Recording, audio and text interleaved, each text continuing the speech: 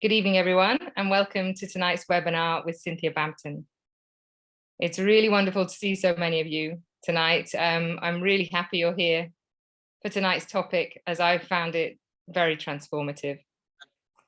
And I would like to introduce Cynthia. She's the co-founder of the Awaken Life Project, and she's passionate about helping men and women come to understand in themselves that spiritual freedom is our true and inherent nature.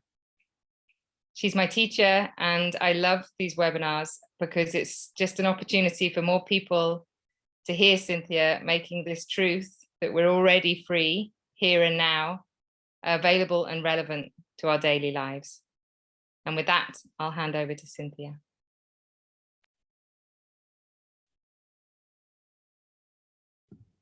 Okay, can everybody hear me all right? Yeah, okay, good. All right, it's good to see everybody. You know, when Laura just said I'm passionate about, I can't remember what. You know what I'm really passionate about these days? I'm just passionate about being happy. And just passionate about everybody else being happy. And it sounds like such a small thing, but it's actually, it's a very, very big thing, and it's the most natural thing that any of us can actually do. So last month I did a webinar about the Ritual of Rejection. I think a lot of you were on it and some of you not. Maybe you actually watched the recording of it or listened to the recording of it. And if you didn't, that's okay. You can always go back to it. So I'm kind of doing a series of 3 webinars that are based around the same subject, which is the Ritual of Rejection and the wound of love. So next month will be the 3rd session of that series. So I usually like to start off with a short meditation. So let's do that. We'll kind of keep it a little shorter tonight so we have more time. So if everybody can just sit up very straight and relax your shoulders and closing your eyes. Just take a moment to settle in a little bit. Just feel what's happening within the body.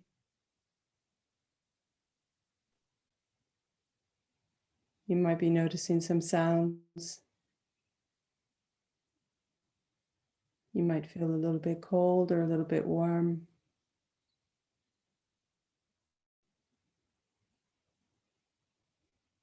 You might have a busy mind. You might have no thought arising. But as we sit here, taking a moment to doing nothing, allow yourself to rest.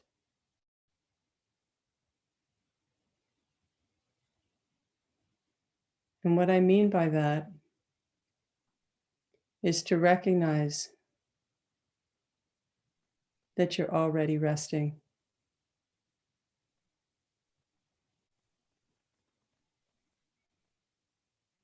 That you may not feel that you're resting because maybe your mind is busy.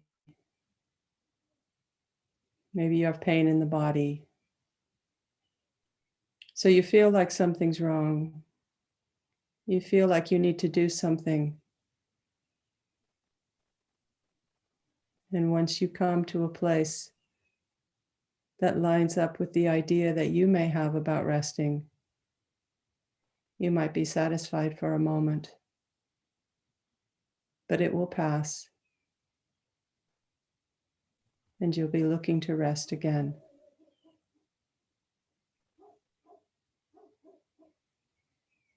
So the resting that I'm talking about is your natural state. It's here, it's now, it's available for you to recognize.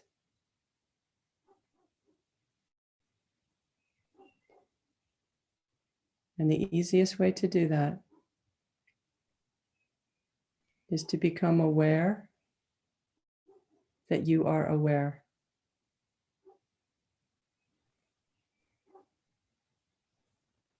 If you're aware that the mind is busy, then you are not the busy mind.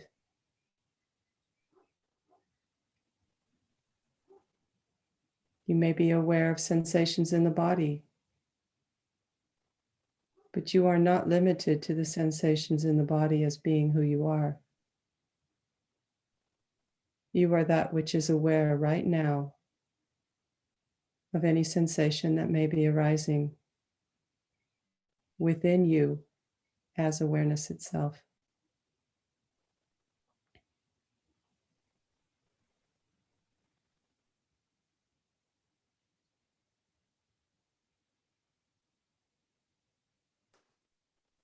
So take a minute to rest.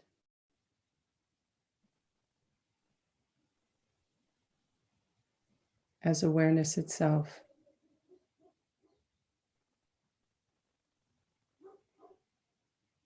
And as you rest,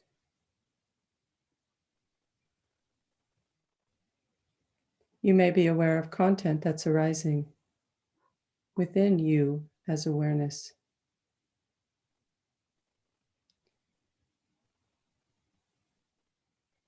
You may be aware that you're contracted. You may be aware that a thought is going by.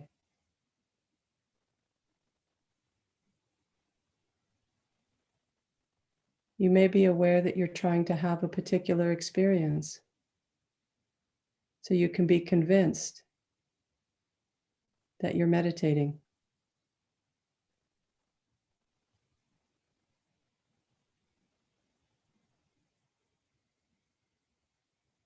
You may be aware of emotions coming and going. It's like a passing show, arising within you as awareness itself.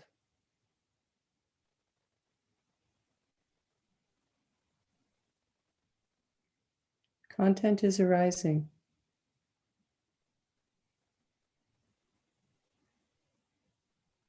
And you are that which is aware.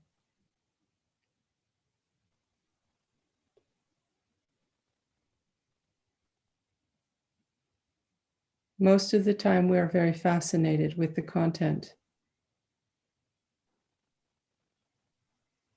We seek to find peace. We seek to be restful.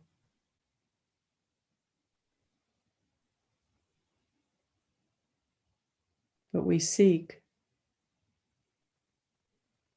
in the content.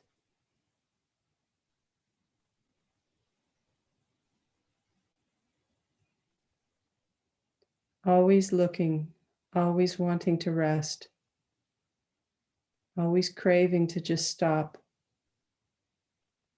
and always looking outside ourselves for an experience, a sensation, anything that will tell us, oh, now I'm doing it. Now I'm resting. But it never happens. Because you're looking for that deep rest in the objects that are arising in your awareness. They're coming, they're going. It's a constant state of frustration.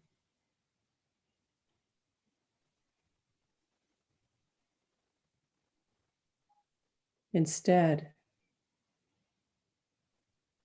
of recognizing that you are resting already as awareness itself,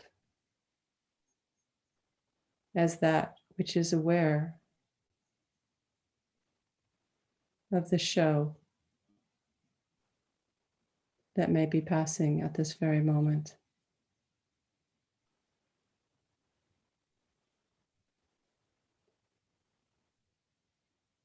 So meditation is really the practice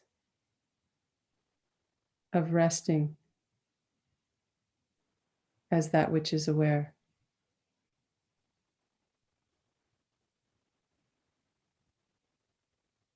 It is not the practice of changing the content.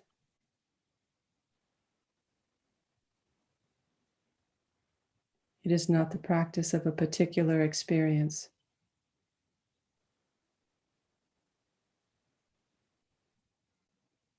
And it is not the practice of having a particular feeling.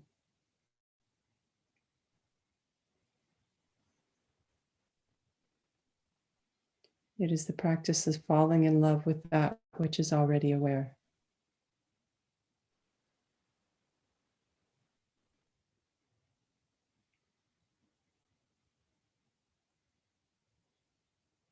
So you don't have to do anything. You don't have to fix anything. You don't have to create anything. You don't have to change anything. You can just rest right here, right now, as that which is aware and that which is prior to all seeking for anything else.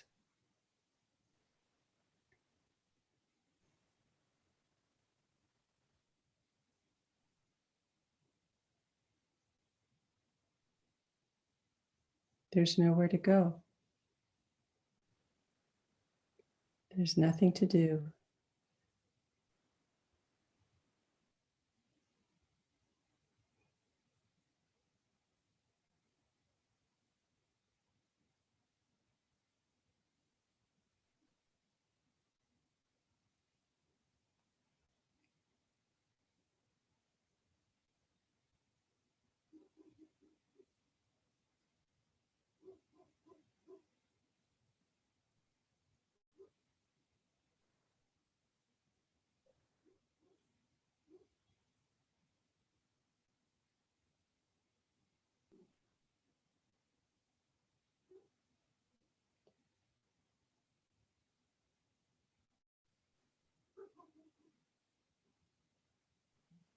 So the mind may be moving. It may be trying to grasp a thought. It may be grasping for a particular experience. But you see, you're aware of that movement. And that movement of seeking is no different than the sound of a bird singing. It's just another object arising in your awareness. It doesn't mean anything about you. It has no relevance. It just is what it is. And you are that which is aware.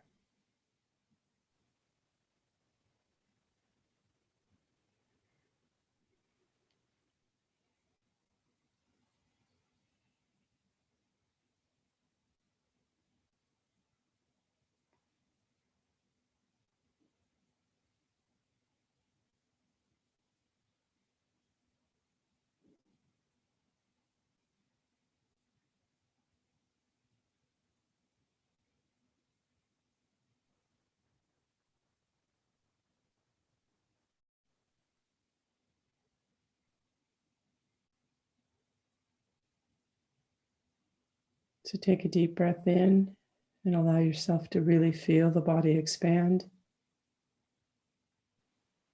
And as you exhale, rest and relax.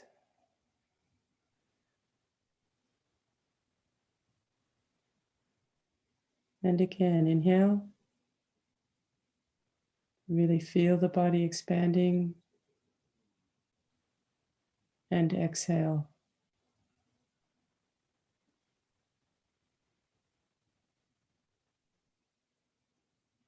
And again, inhale, body is expanding. And exhale, relax and release.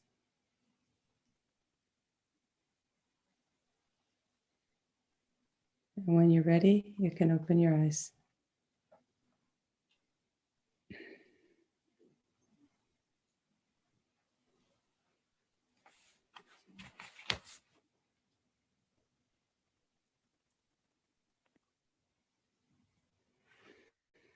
Okay, that was a little longer than I thought. Okay, so the name of the webinar is called Retaliation, Insult, and Hurt and Love. So last month, like I said, we talked a lot about the ritual of rejection. So I'm going to just highlight that a little bit. Basically, what the ritual of rejection is, it's a constant belief that you have been rejected and you are rejected by life, by the other, by God. It basically is the birth of ego. So ego, in the way I use the term, it means that you're separate, isolated, and alone. So if you feel that you are rejected by God, by the other, even by yourself, can you see how that feeling of rejection, if you allow yourself to believe it and you embrace it, can you feel how that rejection will create a situation where you feel isolated and alone, where you feel nobody loves you and nobody understands you? And that's what ego is. Ego is just basically the insistence that I am the rejected one. I am the one who's hurt. I am the one who has been wronged. I am the one who is not loved. So the ritual of rejection is basically the insistence that you do not love me.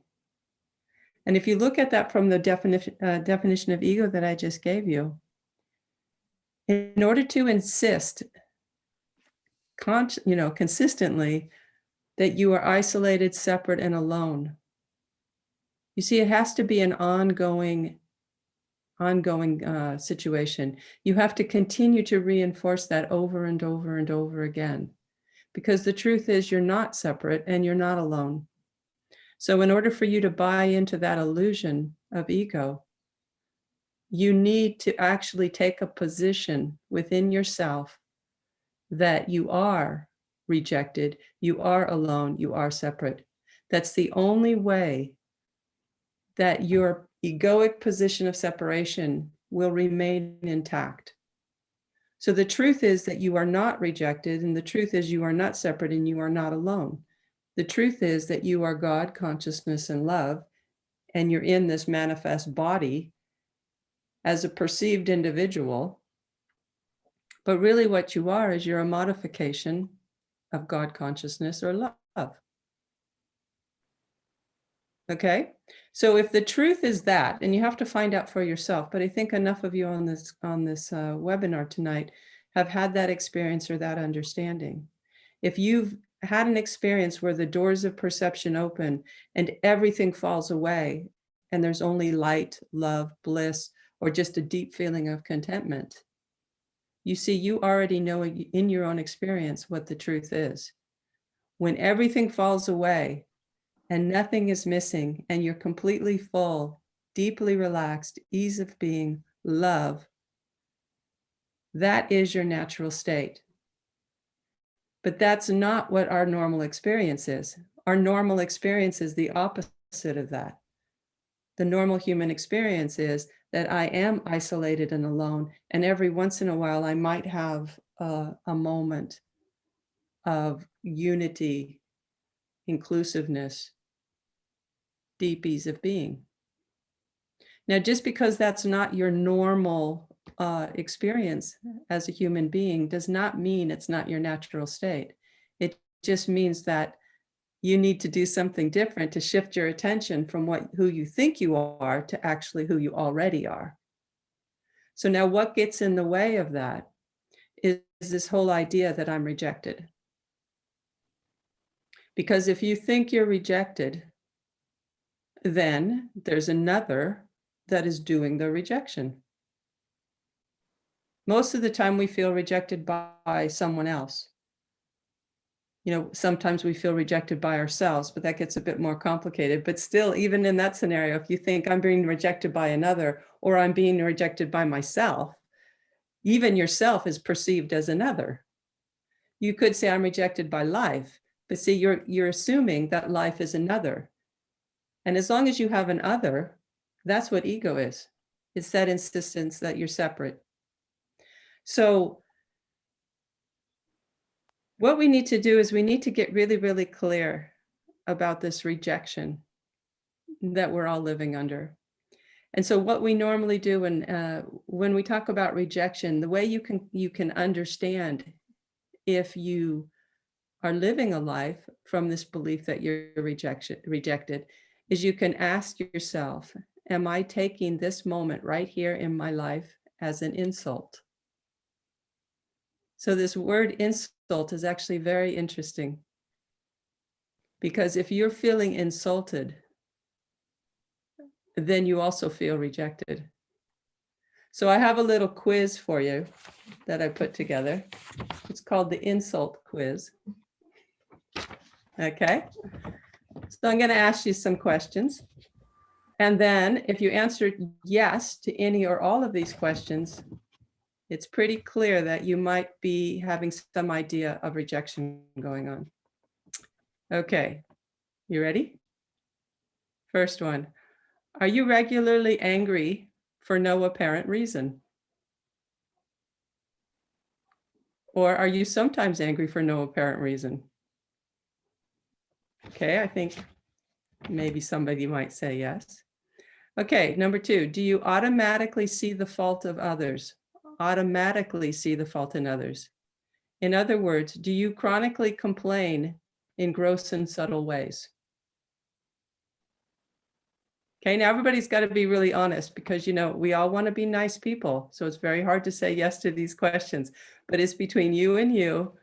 You don't have to tell anybody, okay, unless you want to. Okay, three.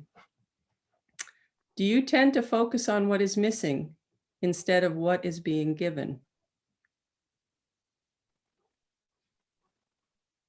Okay, number four. Are you chronically disappointed by the actions of those close to you? And sometimes that can play out as it's never enough, or you are never enough, or you don't love me enough. Okay, is it difficult for you to hear and feel the words I love you?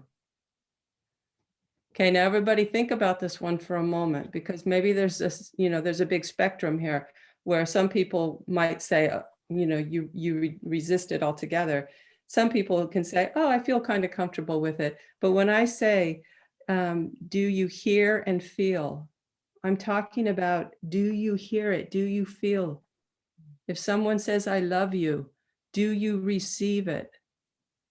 Or do you just kind of act like you're receiving it? Okay. Do you feel unloved?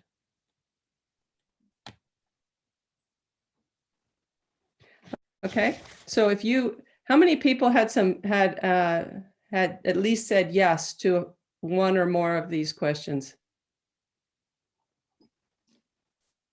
Okay. How many people said yes to half of the questions? How many people said yes to all of the questions? Okay. Now, this teaching that I've been doing for these 3 times is called, it's a wound of love teaching. And it's actually it's a teaching that I came across from a teacher called Adi Da. And I just want to tell you that this teaching has been very powerful for me in my own experience. And it's literally changed my life. And when I made these questions up, I made these questions up because of my own experience. So I was actually, I can very much tell you that I was saying yes to all of these questions, almost all of the time. Okay, so the reason why I'm telling you this is because there's a lot of the times that we have a very strong identity of believing that we're very together, we're good people. Yeah, I'm doing okay, everything's great. But when you start to really look into this and you wonder, you know, why is it that I'm not happy? Why don't I feel this sense of deep love and happiness in my life? Why am I not ecstatically engaged in every moment? And when I say ecstatic, I'm not talking about hoo-hoo. I'm talking about ecstatically, deeply content. And maybe it will manifest as yoo-hoo sometimes, but not all the time. So why am I not completely at ease, deeply relaxed, engaged all the time? So what I found in my own experience, it was because I was living the ritual of rejection. Underneath, I was deeply convinced that I was not loved. And I'm not talking about from a therapeutic point of view. I'm just talking about a very deep understanding that if you recognize what ego is, if you recognize that you hold yourself separate, if you recognize that you think you have a problem to get over, and then one day you're going to be free. If you recognize any kind of, having a particular experience and you want it to change, you want it to go away. If you recognize that you're afraid to feel, if you recognize you avoid pain, if you recognize that you put a mask on so that you can maneuver through your day and survive being a human being. You know, if you recognize any of these things in yourself, it's because somewhere you believe that you are not already love. Because love is your natural state. It's my natural state. It's your natural state. So when I was in the midst of this inquiry, I just want to share something with you in the midst of my inquiry. So one of the things I mentioned just briefly is, recognizing, if you recognize that you avoid pain, you see, that's a very important thing, because if you avoid pain, you are avoiding love. And when we avoid pain, it's usually very much connected to the idea that we're rejected. It's a belief. And in the last webinar, I spoke about this fundamental shock that happens when we're born into this world. We go from an unmanifested state of love bliss, and we're kind of shot into this world, into a manifested form, in a world that's very aggressive, a world that is not celebrating the truth of who one is. It's celebrating the egoic patterns in each other. So it's a very intense thing. And most of us, if not everyone, that's the moment that we feel rejected by God. And then we end up with parents who also have the same belief. So in the midst of my own inquiry, I wrote a poem called Love. So here it is. So love is the acceptance of pain, embracing God as the perceived other, loving beyond limits, with no expectations, no agenda, no drama. Why is love painful? Because love burns. Love leaves us devoid of identity and excuses. Love strips us of all motivation to not love. Love breaks the unwillingness to be God. Love is a demand. It is the voice of God calling us to awaken. It is not negotiable. The heart shouts. It is relentless and absolute. I can't take any more, I say. The heart shouts louder. Love breaks through. The heart rejoices and opens. All pain, despair, confusion, and pride dissolve.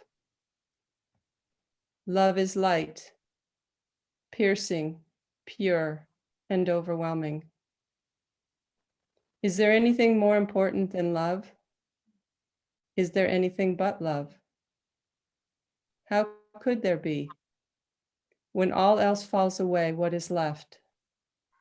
Only love, always and forever love.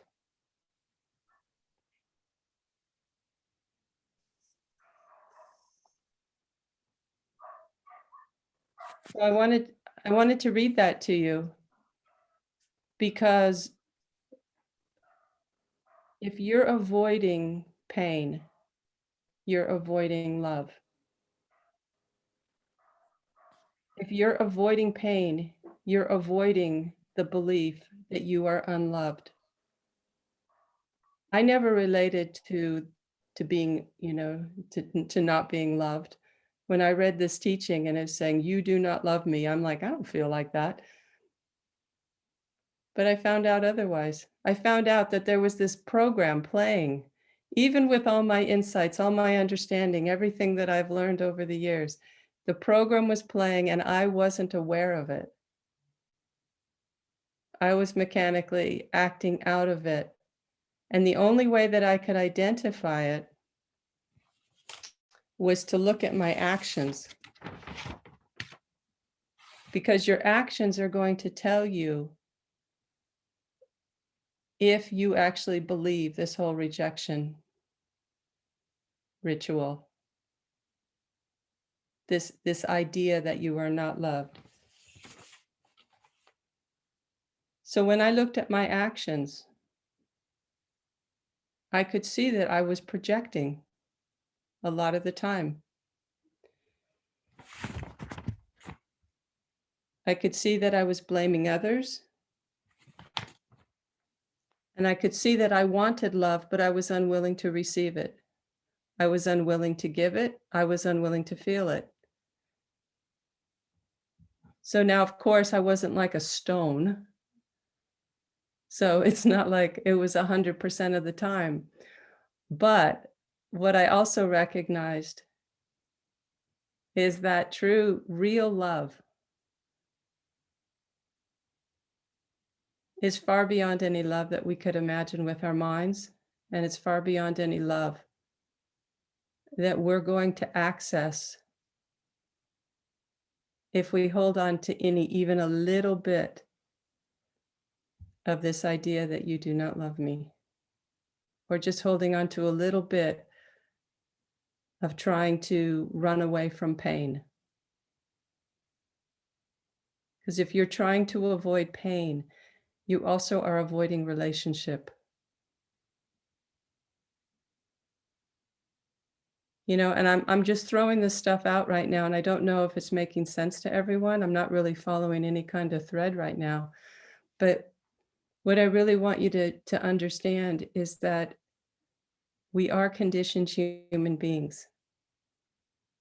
And that doesn't limit us in our ability to love. But it will limit us if we don't get interested in the ways that we hide. So when you answered maybe yes to some of those questions, and like I said, I had to look at how I lived. So I was talking about projection, but also we're talking about retaliation. So how do you retaliate?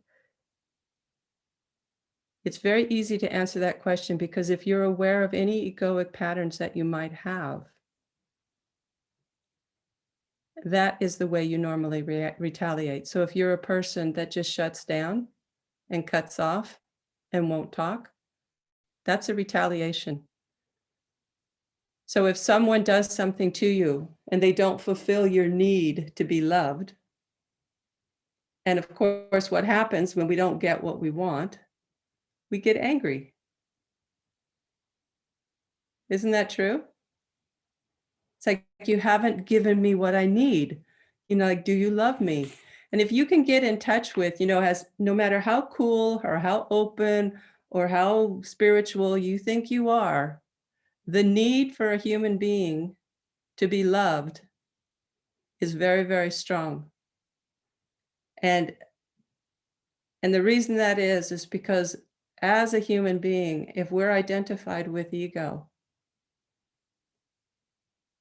we need to have a reflection coming back to us to constantly tell us we're loved or we're okay. So if you're constantly looking for someone to tell you that you're loved or you're okay, and there's a need there, you see, you wouldn't need to be loved unless you believe that you weren't loved. So that's the simplest way to look and see if this rejection is actually occurring. If it's the program that's playing behind that you're living from. So just look into your own life, very, very simply. Look and say, wow, am I looking for affirmation? Am I okay all the time? Am I looking for people to tell me that they love me? Even though consciously I'm okay, I don't need people to tell me they love me. But just look and see, because I bet this program is playing.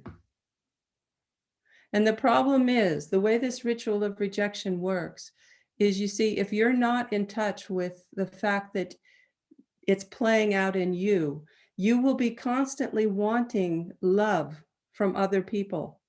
You'll constantly be looking for it.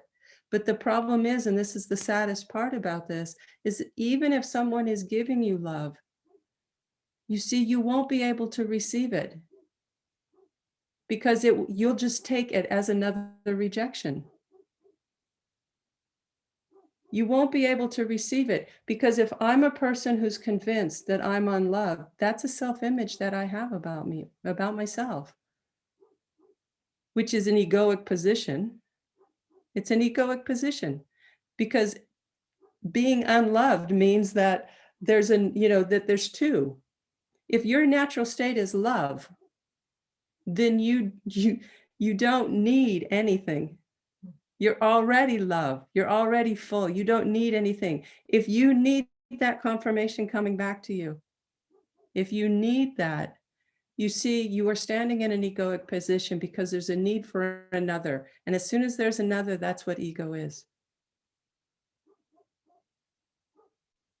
Okay, so the interesting thing about this, and it's the second half of this webinar, is because there's a way that we can take life, we can take another person, we can take, situations, we can take them as an insult, or we can take them as a hurt. If you take it as an insult, you just get angry, you want to retaliate. All you got to do is look at, like, if something happens with your computer, or, you're driving your car and somebody cuts you off and you get really instantly angry, you take it as like an insult. I mean, you can relate to that, right? Just like, look what he's doing to me. Look what this stupid computer's doing to me. You're taking it as an insult.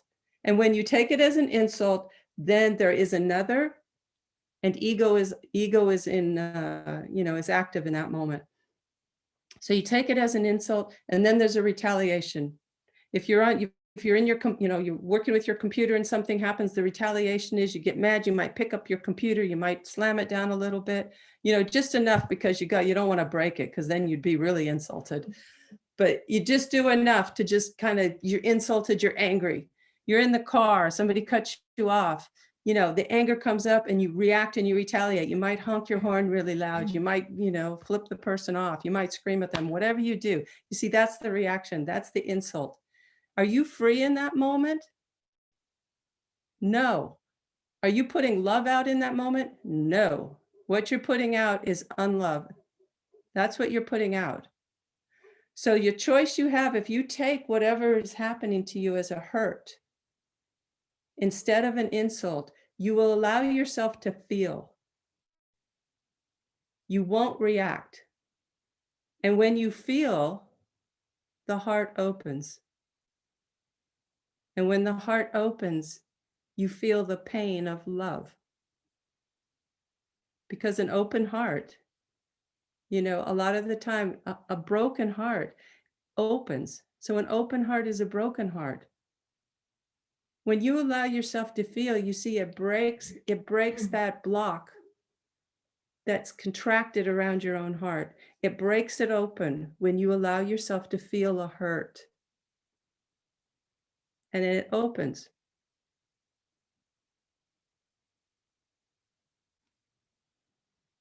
And then you feel. And something happens to you because you're not in a contracted position of ego in that moment. If you're insulted, you're contracted, you're fighting. If you take it as a hurt, the heart opens. It may be painful, but you are alive and you feel love. Because pain will transmute into love. So you just, again, look at your own experience. When you have something really intense happen to you, maybe somebody dies, maybe your boyfriend or your girlfriend breaks up with you.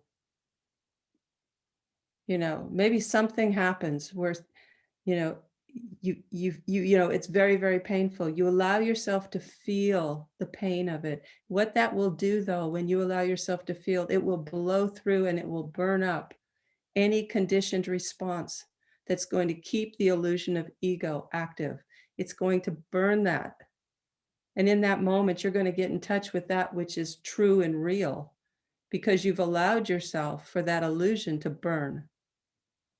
It's not going to burn if you take life as an insult. Because what happens when you take it as an insult, you get angry, you retaliate. And when you retaliate, it's unloved. If you take it as a hurt, you see, you feel, the heart opens, you respond with love. And so what happens, unfortunately, is everybody wants to love and be loved.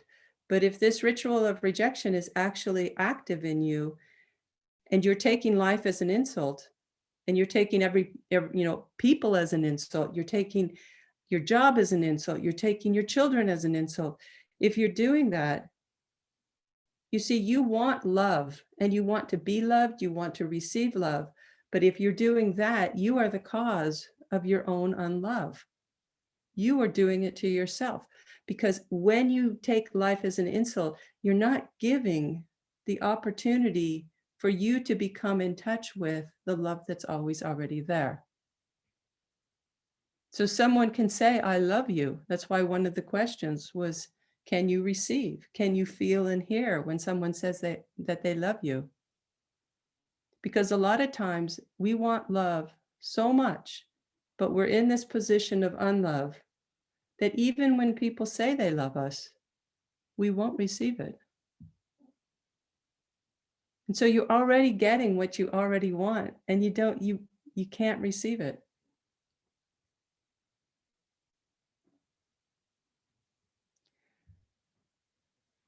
So the reason why this part of this teaching is so powerful is because in every moment, you can decide, no matter what's going on, if you want to take life or the situation or the other person or whatever, if you want to take it as an insult or if you want to take it as a hurt.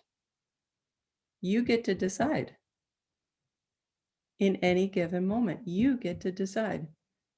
And then you'll find out what it feels like. You'll find out how your life will change. When you take everything as a hurt, you will be blown wide open. And you'll find out for yourself what that is. Nobody can tell you. Nobody can do it for you. But if you want to be a loving, caring, free human being, then you have to take the risk to respond to any given situation in your life as a hurt and not as an insult. If you want to be frustrated, angry, chronically complaining, unloving, blaming, if you want that, then you can continue to take life as an insult. You can continue to blame other people. So it's really a choice that you can make. But if you're interested in what I'm saying as far as actually being love, then do this practice. Do it moment to moment. And I'll tell you, it's like the littlest things can happen. Somebody can say the smallest little thing to you, even a person you don't even know. And because this rejection habit is so strong and so sensitive, a person can say something to you and you can feel just kind of wounded. Can just feel like somebody just did something to you. The simplest thing. You know, like if you're talking about something and you're explaining something to someone and they don't understand what you're saying and you're getting frustrated, you know, and then you feel stupid. You see, you start taking the person's response to whatever you're saying as an insult instead of just like going, wow, they just don't understand me. You take it as a hurt. So we have so many opportunities every day right now to wake up to this ritual of rejection and to learn how to take life as a hurt, not as an insult. We can embrace death as a hurt and not as an insult. We can embrace relationship as a hurt and not as an insult. And everybody, I tell you, you got multiple opportunities every day to practice this. Nobody has to go looking for the opportunity. So I just wanted to read one little quote from you. Well, actually two. So one, this is a quote from this actual teaching by Adida. It says, love does not fail for you when you are rejected or betrayed or apparently not loved. Love fails for you when you reject, betray, and do not love. Okay, I'm going to read it one more time. Love does not fail for you when you are rejected or betrayed or apparently not loved. Love fails for you when you reject, betray, and do not love. Because if you have the ritual of rejection and there is a retaliation, that retaliation is unlove, and you have control over that, on how you respond. And then the last quote I wanted to read to you is, therefore, the most direct way to know love in every moment is to be love in every moment. So therefore, the most direct way to know love in every moment is to be love in every moment.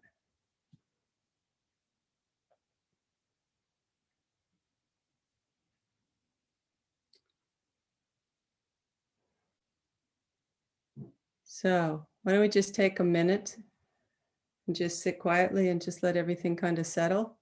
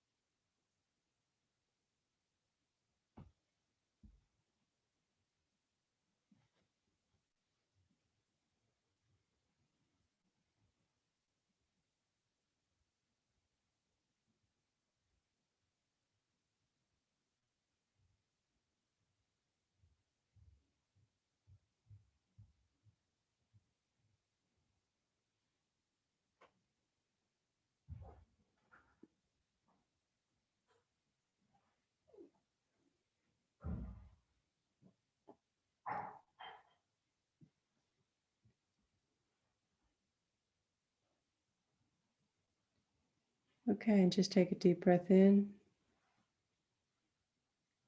and exhale. And when you're ready, just open your eyes.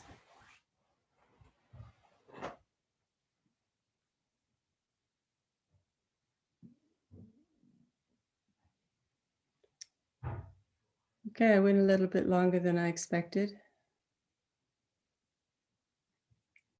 I hope that made sense to some people. Sometimes the way what I find is sometimes I just start talking, and I'm not sure if there was a coherent thread for everyone, but sometimes I feel like maybe one little word or one sentence or something will hit you. And maybe you don't understand, anything I said, but something hit and that makes sense to you. And that's great. So whatever, it doesn't matter. We're all here together and we're all trying to find our way. So does anybody have any comments or questions? Yeah, I just want to see if. Okay, hang on just a sec, Paul. I just want to see if. Okay, go ahead, Paul.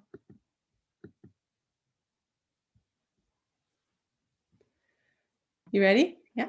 Yeah, I'm ready. Wow, Cynthia, wow. I was blown away and smashed by. But yeah, I was so touched by when you started speaking about taking, for example, a breakup, which is a very concrete example from, in my case, that my a relationship that I had, she broke up suddenly, and well, when you were speaking about it, I was just feeling, oh, how I could have allowed myself to feel love in that moment. And ideally, I think that ideally it is how I want to feel. That's how I should feel. But in practice, in real life, and this my hold on peer brothers also pointed out to me, this breakup, the way that she broke up, simply pissed me off. But I really tried to, because it was in the period of our we were studying this text of the wound of love, and I thought actually that I was taking it as a hurt, and I communicated with her how it was hurtful for me, but I didn't express that something she did was making me angry. Instead of, I maybe retaliated because I actually blamed her for the hurt that I felt. I could see that when my hold on brothers told me. Right, My question. Yeah, go ahead. Yeah. My question is just: is it possible to take a hurt with the mixture of being angry, or is angry always what goes before insult? Well, I don't know if I'm clear. Yeah, the reason why I hesitate a little bit is because then we get into the question, is anger ever, a good thing to be angry or not? I think I'd like to answer your question in a different way. Is you see, when she broke up with you and you got angry, you see, you want to be able to feel that anger. Because why were you angry? You were angry because you were rejected, right? Yes. And then that's the moment, you see, that's the moment that there's either going to be a recognition of that and a willingness to feel that rejection. And if you do, that's the moment you take it as a hurt. But if you get angry and you express that anger and you point the finger outward at the other person, that they could have done something better, or they, that's all just distracting yourself from actually the most important thing that can happen in the moment that you're rejected in the way that you're talking about it. Because you can receive that hurt, and then what happens is you can receive that rejection, let's say, and you can take it as a hurt. But you see, the most important thing about this is not to just get through the situation in a way that's dignified or loving and caring. Really, what's behind that is much bigger than just getting through the situation. It's getting in touch with an open heart. And then if you're in touch with an open heart, which is your true self, you see, you'll have a natural response. But what you're also doing when you get in touch with that open heart is you're burning through that conditioning of your right to be rejected, or your belief that you are rejected. Yeah. So it's important to, it's not a strategy to hold on to conditioned ideas and beliefs and try to handle a situation as best you can. It's not about that. It really is about, you could say God realization. It's really about going beyond the conditioned reactions that all of us have, being willing to feel the rejection, which is the birth of the idea that we're separate. You're feeling through the illusion of ego in that moment that you allow yourself to feel the rejection. And that's what it means. And then you'll feel the hurt and the pain. Yeah. And then you'll naturally be more loving because you won't be retaliating. The retaliation only comes when you avoid the feeling. Yeah, I can see it was not at all deep enough. I didn't let it go deep enough. It was Right. Because you didn't want to feel the pain. That's what it comes down to. But if you can feel completely rejected, because let's say somebody really did reject you, because sometimes we take a rejection and there really isn't even any rejection. It's all our projection. But let's say somebody really did reject you and they said, I don't want to be with you anymore. And then everything comes up.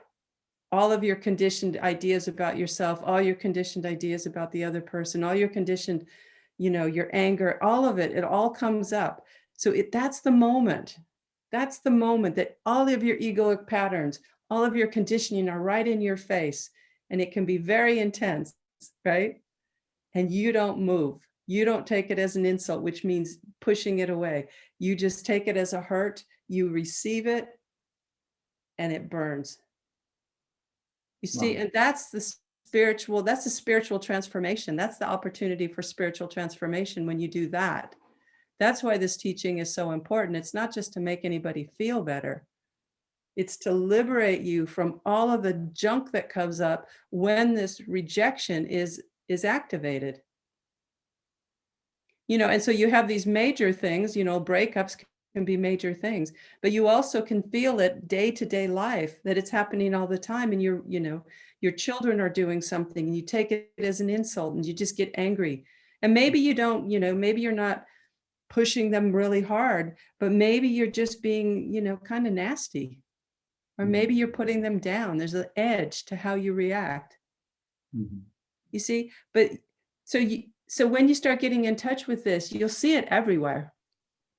You'll see it everywhere, but it's those moments where something big happens. Like let's say you get fired from your job and you love your job. Something like that. You're going to you're going to be embarrassed. You're going to be, whatever, ashamed. It can be all sorts of things, but you see embarrassment and being ashamed. This is all egoic. It's all egoic defense mechanisms. If you feel shame, then you just shrink and you collapse and you go into the contraction of shame. That's not going to liberate you, because in that moment, you're taking that experience of shame as an insult and you're just like collapsing in the face of it. But if you take that shame, it arises and it does something to you and you just go, wow, I'm not going to react here. This is a hurt. I'm just going to allow myself to feel it. So hurt means feeling.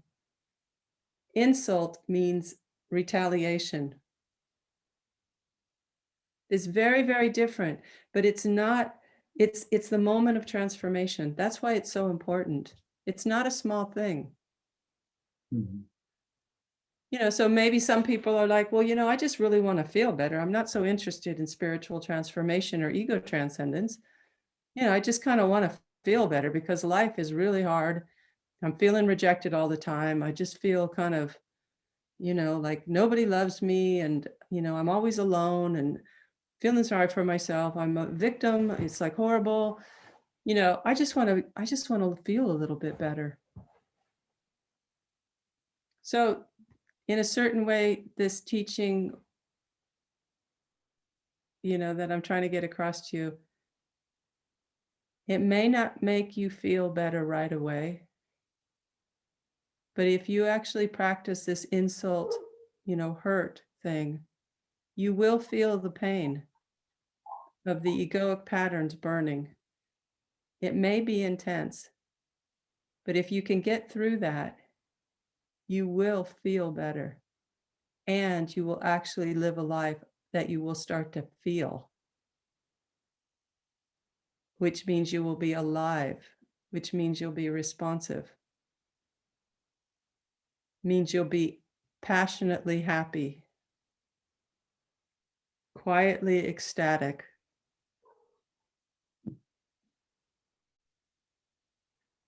Okay, so you're not going to, just so everybody knows, you're not going to feel that great sometimes. Okay, Claire, I see your hand up. Thanks, Cynthia. Thanks, Paul. Thank you so much for that. It's divinely timed. I'm going through a recent breakup, which I initiated, but all of these old conditions and these old thinking patterns have come back. And I can just think of so many examples of just today alone where I'm reacting from this rejection, place of rejection. So to have like a really simple tool to be the observer of it, find the gap and observe it as an emotion without going straight into defense or reaction seems quite incredible, actually. And is that what you're saying?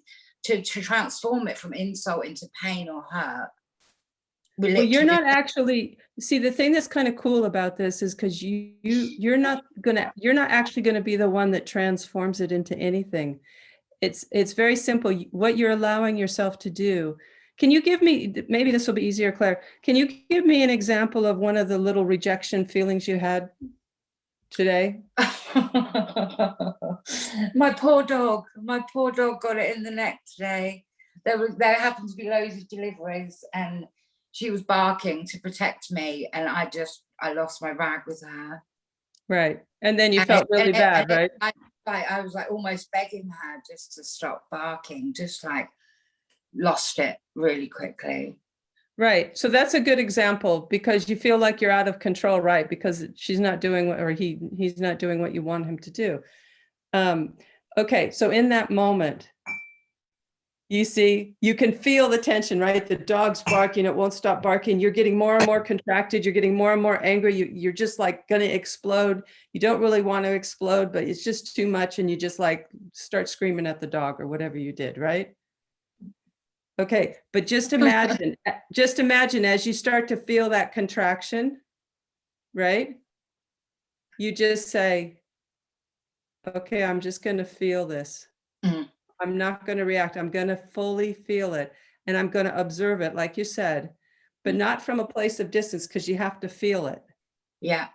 Okay. So you're aware. That's what I'm saying in the meditation, for example, you are that which is aware of this whole contraction thing going on. The whole play with the dog is going on, you see, but you take a position of feeling it instead of trying to stop the feeling that you're having. Because when we retaliate, it's just like, I want the damn dog to shut up because it's driving me crazy. And if it stops barking, then I'll be okay. If you don't, that's the retaliation. But you see, you're already okay. You're already, who you are is already prior to the intensity of the experience. You're already free from it. And you were aware, if you look at your experience as the dog was barking and you were getting more angry, was it kind of like, were you aware that all of this was going on? You could feel the tension building? Oh yeah, and then of course all the guilt came in, and the, you know, the judgment and all the rest of it. Suddenly, No, but actually, but what I want to ask you though is, before you yelled at the dog, were you aware of what was going on? No, I went straight into reaction. There was no gap. Well, there must have been a little bit of a gap because the dog started barking and continued to bark. So there was time moving, right? Yeah. And you could feel the tension building every time the dog barked, right? Yeah, and I suppose as I got close to the door and I had to get her away from the door and have that tussle, that's when I started escalating. And right, but it was escalating all the time. The reason why I'm trying to show this to you is because you see, you were aware the first bark bugged you a little bit. The second bark was driving you a bit more crazy, and it continued, and you kept getting more and more agitated, right? mm. Okay, but you were aware. And the thing is you see, next time you just sit on the couch and you just watch this whole thing play itself out. The dog continues to bark and you're just like, I'm not going to take it as an insult. I'm just going to feel this intensity that I feel completely victimized by my dog right now. Because that's really what was happening, right? Yeah, it felt like it was to drive me nuts, you know. Right. That was her intention, obviously.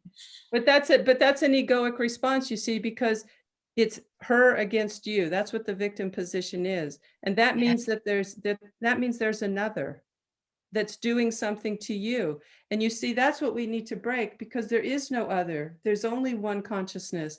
You are always, you know, your dog is a manifestation of that consciousness. That body mind named Claire is a manifestation of consciousness. But ultimately, you are that which is prior to. And just this little example with the dog is perfect. Because you see, if you can learn so much by sitting there, not moving while the dog's doing that and going, okay, let's just see, I'm not going to take this as an insult. And you feel, and you go, okay, I'm not going to take this as an insult. I'm not going to do it. You know, and you could just replace your kids with the dog, right, you guys? You could replace your relationship. You could replace anything with the poor dog. And you just want to kill the person that you actually love, right? And that's what the retaliation is. It's like, I just want this person to stop rejecting me. I want the dog to stop rejecting me. I want the person to stop rejecting me. Stop annoying me. Do what I need you to do. Yeah, but it's about rejecting you because they're not doing what you want. Yeah. That's the rejection. They're not doing what you want. You want them to be quiet and loving and caring and glorify your presence. Right? You don't want them barking and irritating you and just driving you crazy. That's not what you want. So this is a perfect example. Nobody would have thought at the beginning of this webinar that the dog example is the example of the ritual of rejection. That's what it is.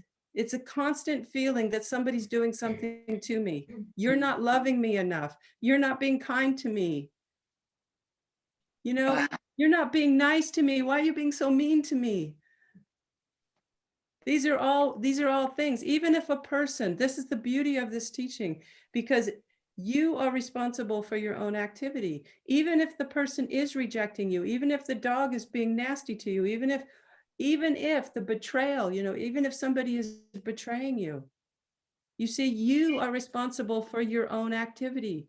You get to choose, are you going to take that as an insult and come back with more love, or excuse me, more unlove, with more aggression? Are you going to give the aggression back? Or are you going to actually take it as a hurt? Find something deeper in yourself and then respond. And every egoic pattern within you is going to burn in that moment. But you see, that's what freedom is. It's burning through those egoic patterns.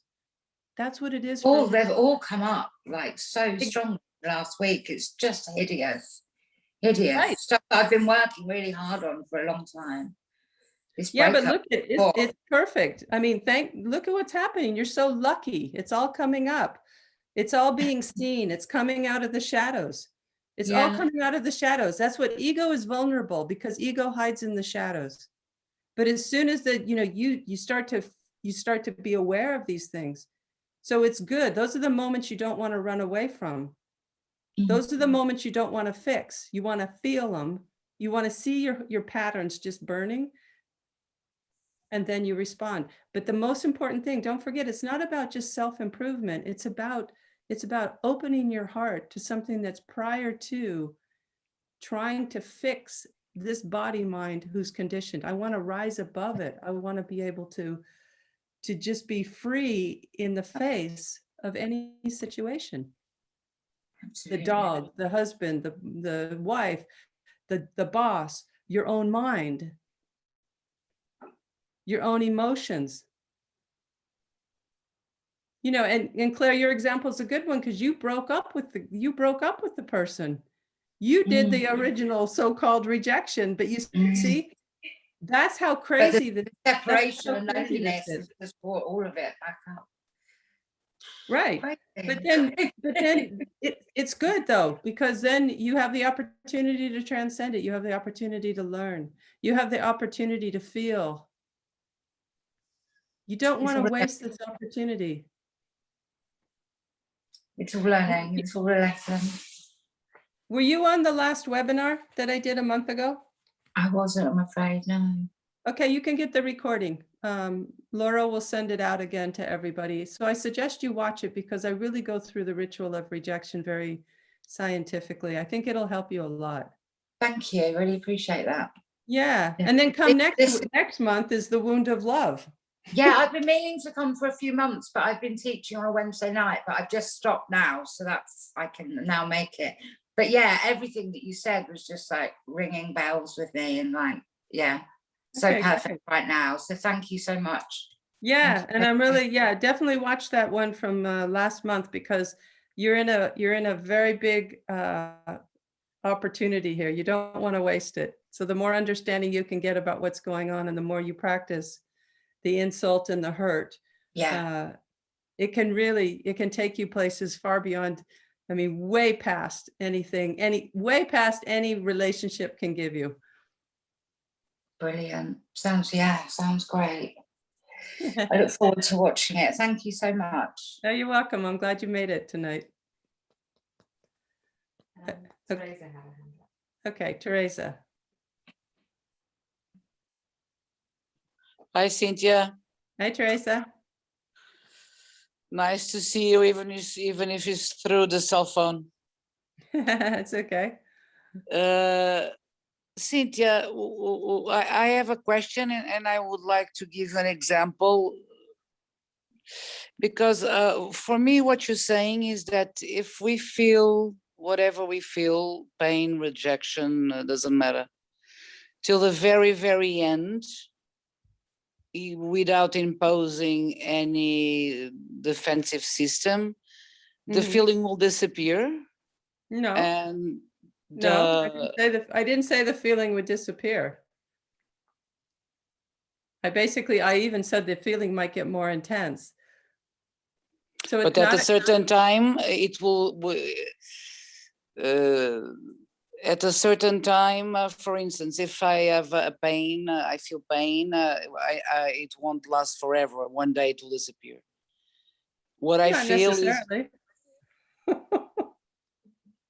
You see, Teresa, just look, the pain, what if the pain, it's not about the pain disappearing. And this is what the next webinar is going to be about, because you don't want the pain to disappear, because if you take the pain as a hurt, you see, it opens your heart. It connects you to love. It's if you're going to feel that pain, you're going to feel that wound of love. You're going to feel it. And it's going to open your heart, and you're going to experience happiness that you've never experienced. You'll experience love, but you'll also experience pain. So you don't want to get rid of it. It's not like you're trying to avoid it. Maybe it goes away, maybe it doesn't. Let me give an example, because this is a fantastic conversation for me. My mother died a month ago out of COVID. And it was complicated for me because my father died and a brother. And so I was feeling this pain around my heart. Right. Really, Right. I felt pain around my heart. And then, okay, I just, I was on a house in lockdown. So I was thinking, okay, Teresa, it's normal, you have to feel pain. So let it be, let it feel. And then I was sad, and I was, kind of thinking a lot about my mother. And after, I don't remember anymore, 20 days, this is typical of me. I thought, Teresa, enough. Now stop that. You're okay, everything is okay, enjoy life. And I kind of controlled and stopped the pain, because I was fed up of having that, I don't know, it's like something who surrounds my heart, and I was not able to feel joy or to feel, and I felt, why are you always controlling what you feel? Mm-hmm. Just, you feel pain, or just your mother died, just, it's okay to feel pain, so let it. And I have a lot of this feeling about myself, that I feel rejected, Right. and I feel the rejection. And then for 3 days, I feel rejected. After 3 days, I think, okay, I'll say, well, you're rejected, and so what? You're not going to die out of a rejection. And so I always make my mind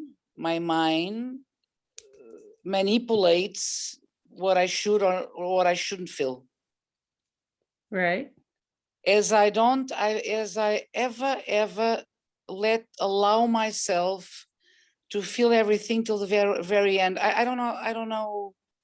I never talked about it, Cynthia. I don't really know what No, but what you're doing, though, you see, let's bring something into the picture. So you feel pain for your mother died, and you felt pain for 20 days, and then you got sick of feeling pain. You see, when you were feeling that, you wouldn't feel the pain of your mother's death unless there was love. Of course, yeah. So during that 20 days, were you actually experiencing love for your mother? A lot of. Right. As I never did before. Right. And maybe because you allowed yourself to feel the pain. And death will do that to us, because it's a shock. And so it's a shock. It's enough of a shock where you actually allowed yourself to feel the pain of the loss. But in that feeling of the pain, you also felt more love than you'd ever felt. This is what I'm talking about. Okay.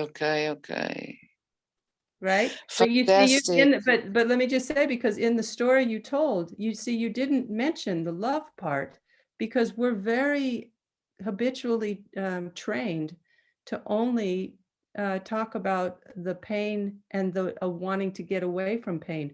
We're just conditioned to believe that we should get away from pain. Like, I've had enough pain. It's 20 days, enough pain, it's over. But you see, it's like you could dive deeper into the recognition of the love. But I think maybe that recognition, you were focused on the pain, but there was also, you said, more love. So your heart was open. Oh my God, I understand so well what you're saying. For the first time, I've recognized that I was in so many things just like her. Well, I never had a fantastic relationship with my mother. And for the first time, I've realized what a waste. right. Because probably I never had a fantastic relationship because we were really, really alike. And I felt connected with her as I've never felt before.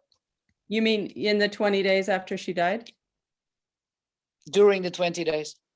Right. But see, then, Teresa, this is the moment, because look, you see, what you're recognizing in your mother is you're very alike. You're both pushing away love, and you're both avoiding pain.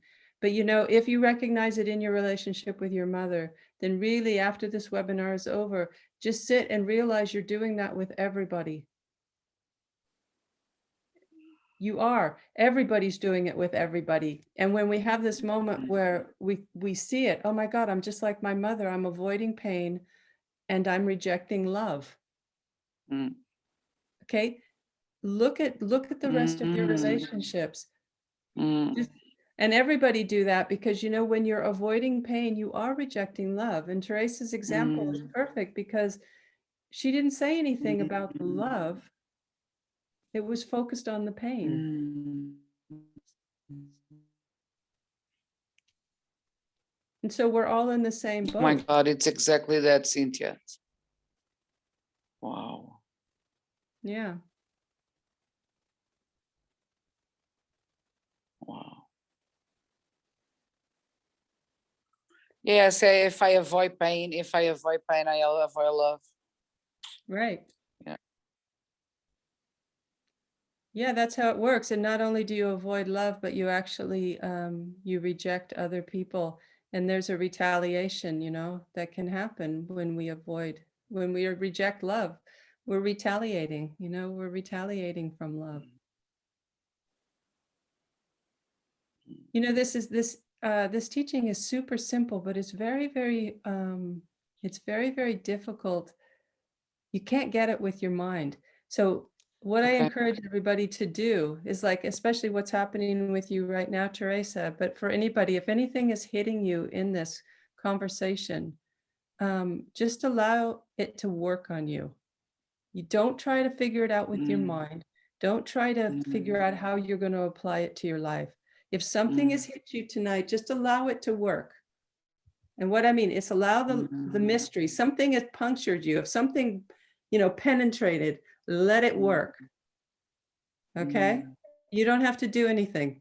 Just let it work, and then take, you know, do the practice of just saying, am I taking this as an insult right now? And when you feel a contraction, when you feel contracted in your day-to-day life, whether the dog is barking or somebody's doing something or nothing's really happening, but you're just contracted, you know, in that moment, you feel that contraction, just stop and go, okay, am I going to take this as an insult? Because if you take it as an insult, you'll become more contracted. As you take it as a hurt, you might feel more, but probably you'll be less contracted. And then something will come, you'll have more understanding about something. This is where the mystery, there's a lot to do with the mystery of life. It comes in from left field, and all of a sudden you're like, oh, right. And then you'll start to see this rejection being played out in multiple places in your life. You'll just start to see it. And then when you start to see it and you're going, oh my God, I'm rejecting all the time. You see, don't take that as an insult. Just feel that. And that's what I mean. Feel means take it as a hurt. I understand what you're saying, Cynthia, completely. Okay, good. And you see where it takes you. This is the exciting part for everybody. You're not trying to get to an end point where you're going to say, oh, I've got this all figured out now. I know how I can, you know, I know how I can move and maneuver through life and blah, blah. No, engage with the current of the mystery of life itself right now and allow it to work on you. Allow it to take you to wherever it's going to take you. And it will be different for every person on the screen if you give yourself to it. We'll all end up in a big pool of love if everybody does this, but how you do that and how you experience it will be different for everyone. And that's the beauty of it. You cannot figure it out. Okay. I don't know how to say your name. We'll take one more question from Egil. Cynthia, thank you so much. Thank you, Teresa. Hello, everyone. I'm not sure if you can hear me. Can you tell me how to pronounce your name? Yeah, it's Agle. Agle. Okay, I knew I did it wrong.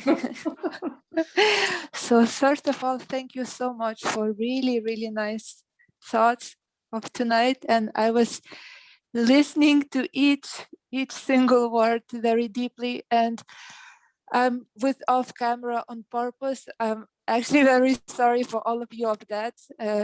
But I turned it off because almost all of the webinar I was crying, and I forgot to turn off to mute my sound. Then later I mute this because I'm not using Zoom, so I'm not used to to such kind of webinars. But what I wanted to tell you and to share with you, that past probably several months, I'm really trying to do exactly that, to allow myself to feel, no matter what it comes, to feel it and to let it go. And what I wanted to share with you all is that I'm always telling myself that such sentence, I am me, I am you, I am love.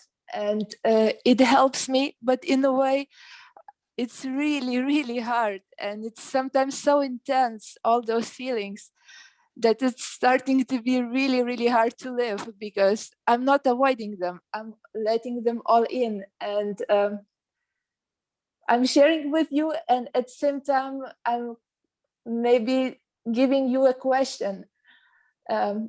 Is this really a life should look like, to feel everything so intense? If yes, then how we should live with that, because the feelings are really getting intense. But If it's joy, it's really, really joy. If it's sadness, it gets really, really dark. Okay. But where are you in the midst of this? When you're feeling the joy and it's very, very high, and when you're feeling the sadness and it's very, very dark, where are you? Right now, past months, I'm trying to absorb that all. I'm in the moment, I'm present. No, but what I'm asking you, because it's really important, when I say where are you, because the content of your experience, the reason to feel is not so you can feel every emotion or every experience that you're having. It's not really about that. It's the willingness to, let me put it this way.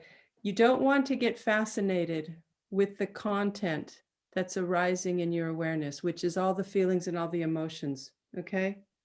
So in the beginning with the meditation, when I was saying you are that which is aware, that means you are that which is prior to all the feelings and emotions that the body called egoic is having. But that is all just content that's arising within your awareness. Don't get fascinated with the content. Be more in love with the fact that you are that which is aware. Because you see, prior to who you are, that which is aware is not moving. It's not up and down. It's not the fluctuation of the joy and then the darkness, the joy and then the darkness. So maybe what you've been doing over the last few months has opened up something into, in you, so that you're actually allowing yourself to feel in a way that you've never felt before. But don't go deeper into getting fascinated with the feelings. Maybe the next step is for you to just allow yourself to be aware that you are aware of the feelings that are arising and falling away. But you don't be fascinated with the content. The action is the fact of being aware. That's where the happiness lies, not from the fluctuations of the identification with thought or the identification with feeling. Do you understand what I'm trying to say? I'm in silence because I'm trying to understand, but I think I need more explanation, because I'm trying to understand what are the tools to do the way you are telling to me right now, because for me it's really, in the moment, it's quite hard. Several days ago, I got the note that my grandfather got cancer. And in the meanwhile, I'm dealing with another things, and you telling me that I'm feeling everything as waves, this is exactly how do I feel, because I absorb everything as it is. I'm not avoiding, I'm letting everything in. And right. then it can stay for a very long time, and I don't know how to deal with that, maybe. Okay, so let's take the situation with your grandfather, because obviously you're feeling pain. There's fear. There's all sorts of things arising. And so you allow yourself to feel those experiences, because if they're arising, they're arising. But So it sounds to me like what you're doing is you're just allowing yourself to feel, which is great. Or maybe just allowing myself to be hurt, which is strange. It's like I'm punishing myself every day with those hurting feelings. Yeah, but there's something that I'm trying to get across here, because it sounds like, and I've never met you before, and this is the first time we've had a conversation, but it sounds like you're getting too identified with the thought and with the feelings. Okay, you don't need to be identified with them in order to allow them, in order to allow yourself to feel. Okay, if you're too identified with him, you see, then you become very kind of unstable and up and down. And I'm not saying you sound like an unstable person, but that's what can happen. And then you can get kind of like overwhelmed by it all. That's not, there's no freedom in that. So what I'm talking about is freedom from all of this fluctuation of content.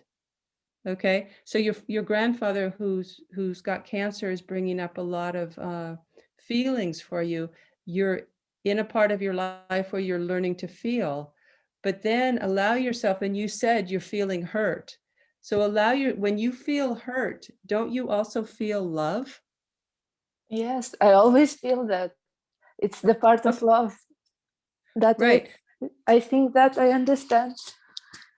Okay, but if you stay with the love, you see, and not get too don't get fascinated with the feelings. Just like allow yourself to fall and surrender to the love. And it doesn't, and you're not doing anything. You can't do surrender. You just allow yourself to sit quietly.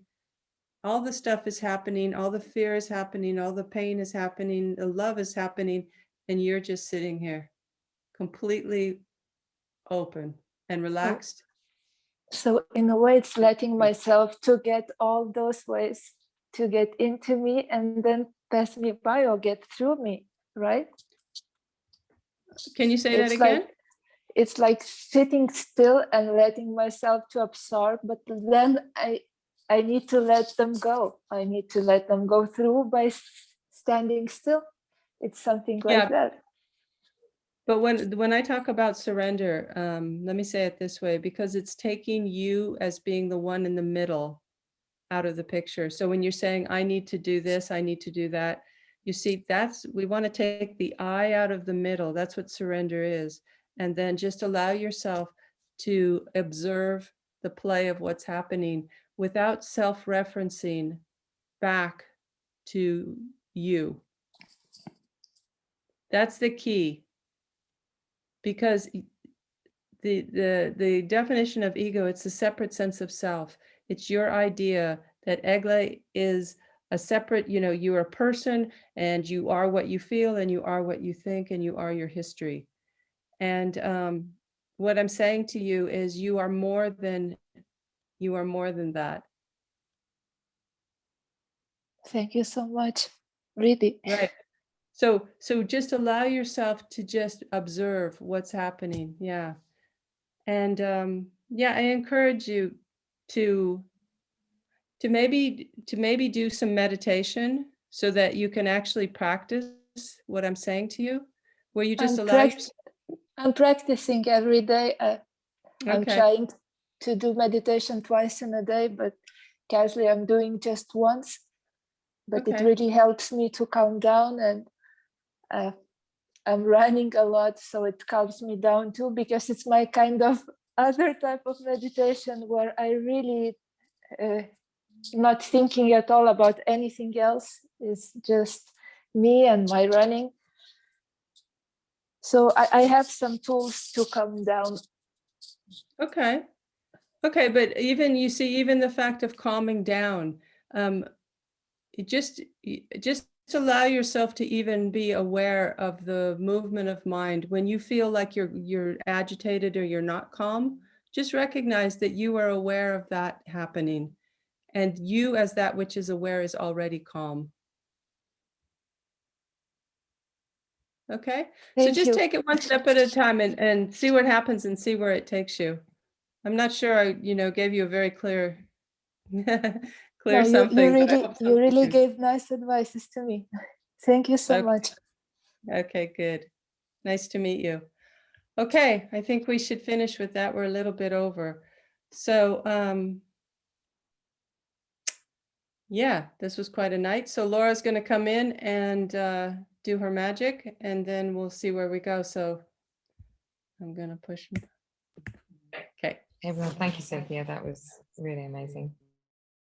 So we've got lots of events coming up, starting in May. We've got a weekend retreat in the first weekend in May, and then a meditation retreat.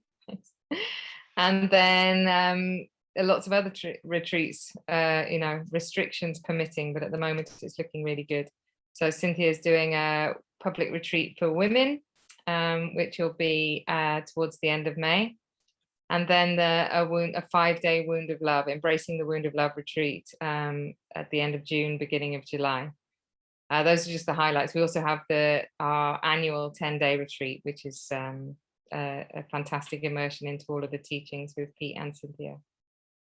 So I will send you details of all of these and our events page. You can, if you want to go now, you can look at our events page. It's got all the listings, and including the next webinar, which, like Cynthia said, is the Wound of Love webinar on the first Wednesday of next month, which is May. So I will send you the recordings and details of all of these as soon as the recordings are all uploaded. And that's it. Okay. That's me.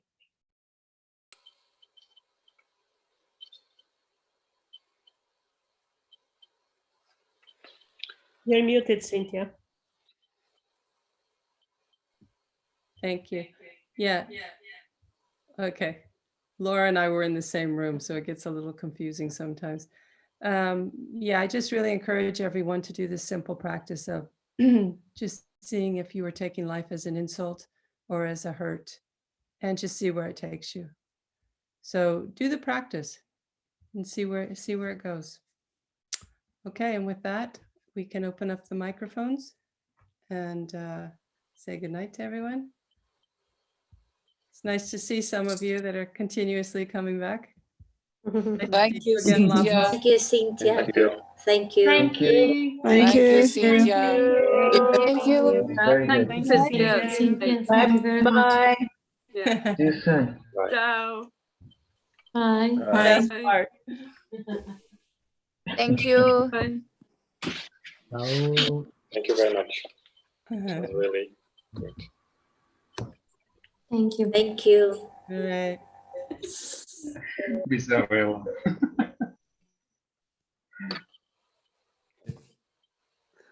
Okay. Going to be down to one screen soon. Obrigada. Até já.